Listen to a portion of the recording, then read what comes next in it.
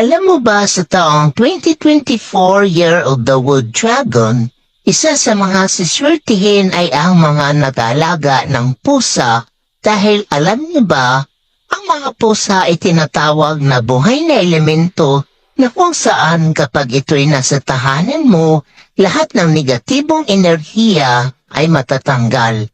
Bukod pa dyan, kapag may pusang alaga na laging dikit ng dikit sa iyo ay grasya at dising ang nararamdaman ng alaga mo. Kaya't dumidikit-dikit sa iyo dahil may paparating na pira, kaya naman kung may pusa ka, abay magpapasalamat ka dahil ang swerte sa buong taon 2024 ay mapapasayo.